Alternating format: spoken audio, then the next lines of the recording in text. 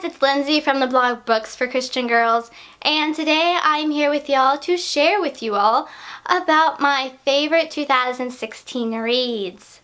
These aren't necessarily books that were published in 2016, though the majority of them are.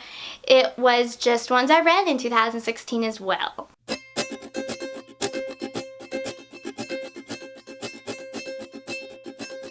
In 2016, I read 213 books, 9 of those were rereads, and I'm pretty happy with that as that was my first year starting college. And I also went overseas to China in the summer. Originally, I was only going to put one book in each of these categories or genres, but I kind of found a loophole in that by honorably mentioning some books. So this is going to be a very long video. I do hope you enjoy it though. And just a prior note, you can see my reviews of all of these books and then the content of each book in my reviews at booksforchristiangirls.blogspot.com. So starting off, my favorite YA contemporary read was Sketchy Behavior by Erin Mangum. I love this book. I'm going to try not to fangirl over all these books, but no promises. Sketchy Behavior follows a 16-year-old girl who doesn't really think she's good at anything besides she can draw. So when an art teacher describes someone to them, turns out it's a criminal, and the picture she drew that's the most likeness goes everywhere in town. And so it's got like a criminal justice kind of criminal aspect, but it's Erin Mangum, so it's witty and wonderful, and oh, I love it. I love her books. And this one was absolutely wonderful. I love this book. I actually own 2 copies of this book. No cover change, no difference. I just own 2 copies of this book because this was wonderful, and it's one of my 5-star reads of 2016. Favorite preteen read? I really enjoyed the first 3 Glimmer Girls series, London Art Chase, A Dolphin Wish, and Miracle in Music City. I'm going to have to give this book to Samantha Sanderson, Without a Trace. It's very well done. I actually just talked about the series recently on my Bookstagram, and it's just so fun. It's got a suspense and a mystery, and it's quite techy. It has a lot of technology, and I just loved this one. I thought it was absolutely fabulous. So I actually have 2 more 5-star books for the dystopian category. And I reread a very favorite, and that was Jupiter Wins by C.J. Darlington. I love this book. This is like my favorite dystopian ever. It's so unique, and it's different, and it's wonderful, and it's fabulous. I love it. It's like, oh, I love this book. It's so good. So good. So good. But then, the sequel came out. Jupiter Storm by C.J. Darlington. It is book 2. And oh my goodness. I have like no words except like, because I love these books. And I was so excited. I literally screamed, to quote what my Nana would say, bloody murder. She's from the UK. But then, it's autographed. Oh my goodness. But then, I'm in the acknowledgements. And I'm so honored, and I'm so touched, and oh my goodness. Oh, I'm so honored by that, and I'm still like, I love this book. I really, really love this book. I actually have a fun picture on my Bookstagram of both of these with a little bit more about them, so if you're interested, it's Books for Christian Girls, and the link to it will all be in the description below. Okay, favorite fantasy. Okay, well, I'd like to say The Glass Castle and the Ruby Moon by Trisha White Pribble and Jerry B. Jenkins, because look how vivid the covers are. They were so good, so pretty, really great storyline. I'm going to have to give my favorite fantasy of 2016 to Unblemished by Sarah Ella. This was really unique, really different, really well written and well done. It was such a lyrical writing style. It was so different and so unique. I loved it. It also has alternate universes, which I'm really kind of weak for. I don't see that much in the Christian fiction, but I love that storyline. And this has to be one of the longest reviews I have ever written my final thoughts on. I feel like I wrote like a novella just about this book. Favorite suspense read? I am going to pick A Fool and His Monet by Sandra Orchard as my suspense read. This was fantastic.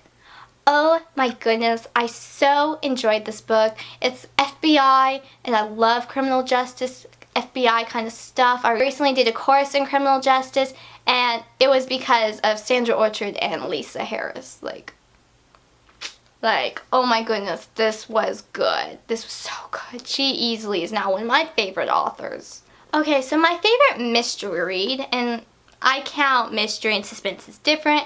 Suspense is more of the killer is after you, or you were trying to find the killer before he kills someone else, or he or she, hey. But a mystery is more of like a something's missing, or it's not like as intense. So my favorite mystery I read in 2016 was Nowhere to Be Found by Emily Thomas. This was a book mystery set in a library. I so enjoyed it. It was really like a relaxed kind of read, but it kept my interest. And this is the first book in the Secrets of the Blue Hill Library series. I read the first 4 this year. I'd love to get my hands on the next 20. There's 24 in the series. Yay! And they're all book related and about the library. And I just think that's really fun and really unique. So for some reason I have that I'm supposed to do a favorite cliffhanger. Who likes cliffhangers besides authors? Oh, I don't.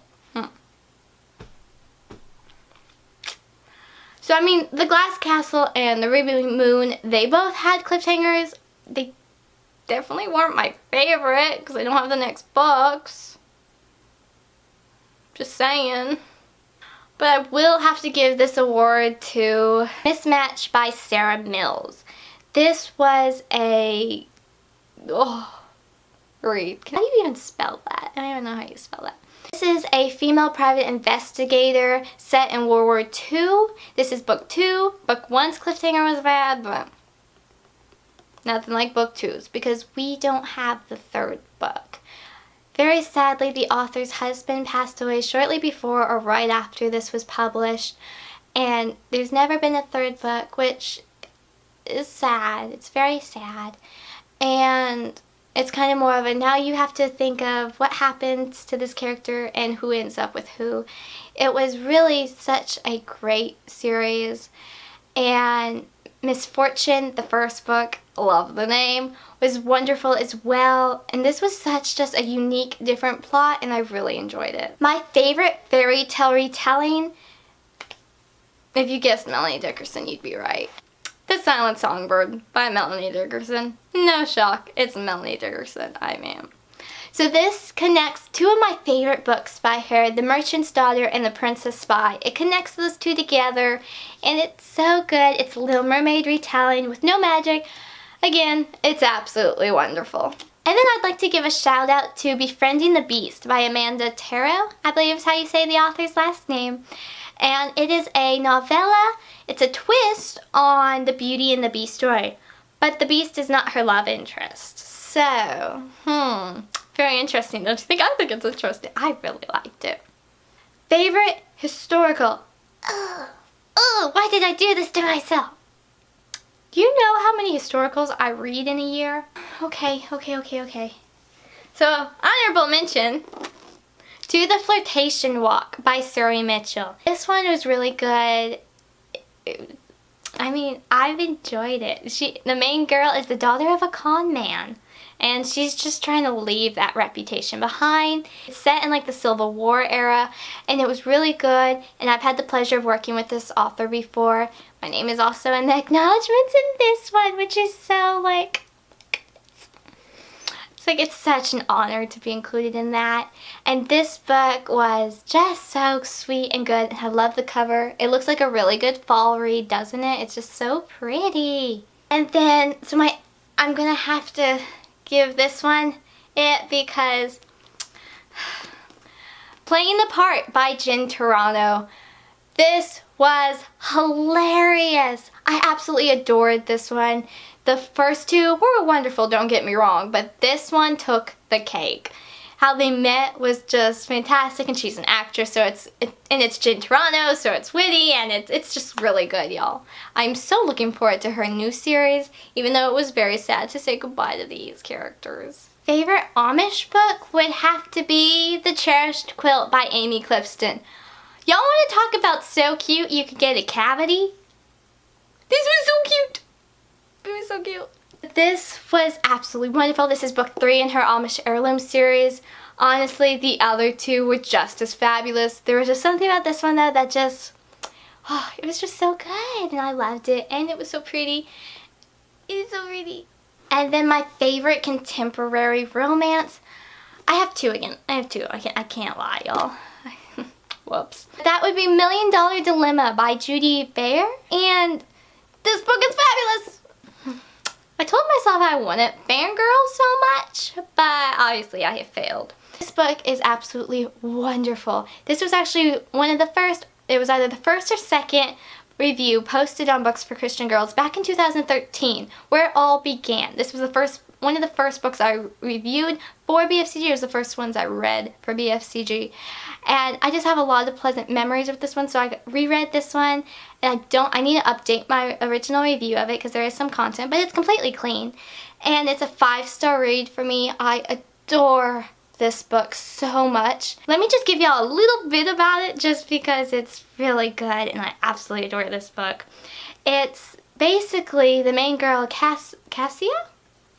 That's how I've always pronounced it, and that's why I kind of want to name a daughter. So I'm going to go with it's Cassia. And she accidentally puts $5 in what she thought was a baby shower gift or wedding gift in her office's kind of, I guess they call it a kitty, I believe. I don't know. But it's actually a lottery thing. And here's the problem. She's a preacher's kid who was always taught gambling and the lottery is wrong. What is she supposed to do when she gets $20 million? You intrigued? Are you intrigued? Go read it. It's fabulous. And then for 2016 releases, my favorite contemporary romance was Every Bride Has Her Day by Janice Thompson. It would not be a list by me if it did not include a Janice Thompson book. I'm just saying. This was the third and final in the Brides with Style series, and it was so good. It was so good. It was so Miss Janice Thompson's writing style. Again, she's one of my favorite authors, and it was just so good. It was that's all I can say, y'all. It was so good. It's a wedding, and she works at a bridal shop, and start with the first book, y'all. It is so good. The whole series is great. Yeah, I love all her books, so who am I kidding? Okay, and then the last category I have would be favorite Christmas read, because I tried to read more Christmas books this year. It didn't happen. But I tried, and so besides my annual Christmas Eve read, which is Sleigh Bells by Janice Hannah Thompson, I read this every Christmas Eve. This was my 3rd or 4th year doing that, and again, it's a favorite. It's a classic. It's just a classic in my opinion, just saying. I also really, though, enjoyed Finding Father Christmas and Engaging Father Christmas by Robin Jones Gunn. It's 2 novellas. They are really good, and they recently made a Hallmark movie out of it, but of course, the books are better. There was a ton of spiritual content in it. It's lovely and clean. It was so good. So there y'all go. Those were 23 of my favorite reads for 2016. I'd love to know if you've read any of these, or if you're wanting to read any of these, let me know that too. You can see the reviews of all of these books on my blog, booksforchristiangirls.blogspot.com, where I post a review every Monday, Wednesday, Friday. I have a new video on this channel every Thursday, and I'm on Instagram every other day. Bye, guys!